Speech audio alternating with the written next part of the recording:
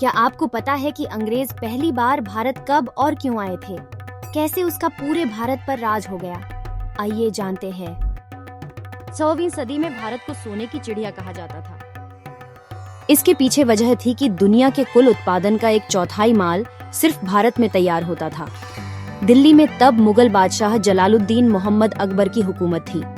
अकबर की गिनती उस दौर में दुनिया के सबसे दौलतमंद बादशाहों में होती थी।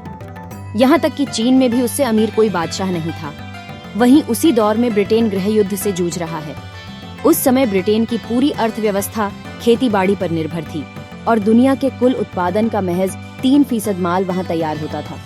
ऐसे में महारानी एलिजाबेथ प्रथम की नजर भारत की ओर टिक गई।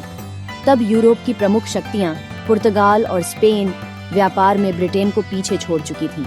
ऐसे में ब्रिटेन की नजर भारत पर टिकी थी। ब्रिटेन को मिली भारत की समृद्धि की जानकारी उसी दौर में ब्रिटेन का घुमंतू व्यापारी था, राल्फ फिच। ये हिंद महासागर, मेसोपोटामिया, फारस की खाड़ी और दक्षिण पूर्व एशिया की व्यापारिक यात्राएं करता था। इसी दौरान उसे भारत की समृद्धि के बारे में पता चला।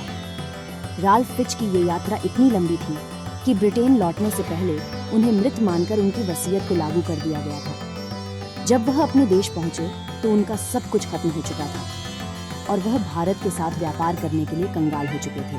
इसके बाद 31 दिसंबर 1600 को ब्रिटिश ईस्ट इंडिया कंपनी को ईस्ट इंडीज के साथ व्यापार करने के लिए ब्रिटिश सम्राज्ञी एलिजाबेथ प्रथम से एक रॉयल चार्टर प्राप्त हुआ था। इसके बाद भारत में ईस्ट इंडिया कंपनी की स्थापना की गई। कैसे बनी ईस्ट इंडिया कंपनी? भारत के उत्पाद और समृद्धि को ब्रिटेन के व्यापारी समझ चुके थे। दक्षिण व दक्षिण पूर्व एशियाई राष्ट्रों के साथ व्यापार करने के लिए 1600 में जॉन वॉट्स और जॉर्ज वाइट द्वारा ब्रिटिश जॉइंट स्टॉक कंपनी की स्थापना की गई। इसी को ईस्ट इंडिया कंपनी के नाम से जाना जाता है। शुरुआत में इस जॉइंट स्टॉक कंपनी के शेयरधारक मुख्य रूप से ब्रिटिश व्यापारी और समृद्ध वर्ग के लोग थे और ईस्ट इंडिया कंपनी का ब्रिटिश सरकार के साथ कोई सीधा संबंध नहीं था। हालांकि बाद में सूरत बंदरगाह पर सर थॉमस रो, जेम्स प्रथम के राजदूत की अगुवाई में अंग्रेजों को सूरत में कारखाना स्थापित करने के लिए शाही फरमान प्राप्त हुआ।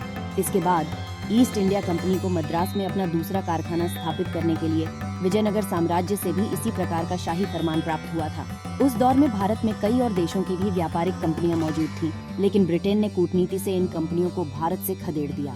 ईस्ट इंडिया कंपनी ने भारत के सभी तट जैसे कलकत्ता, बॉम्बे, मद्रास और अन्य जगहों पर ब्रिटिश संस्कृति को बढ़ाना शुरू कर दिया।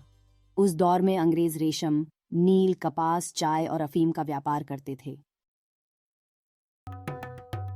दरअसल करीब 150 सालों पर भारत में व्यापार करने के बाद अंग्रेज समझ चुके थे कि भारत के लोग सामाजिक और आर्थिक तौर के अलावा राजनीतिक तौर पर एक दूसरे से मतभेद रखते हैं। इसी का अंग्रेजों ने फायदा उठाने की कोशिश शुरू कर दी। 1750 के दशक तक ईस्ट इंडिया कंपनी ने भारतीय राजनीति में हस्तक्षेप करना शुरू कर दिया था। सबसे पहले अंग्रेजों ने भारत में कलकत्ता में अपनी ताकत का इस्तेमाल किया। 1757 में प्लासी की लड़ाई में रॉबर्ट क्लाइव के नेतृत्व में ईस्ट इंडिया कंपनी ने बंगाल के नवाब सिराजुद्दौला को पराजित कर दिया था।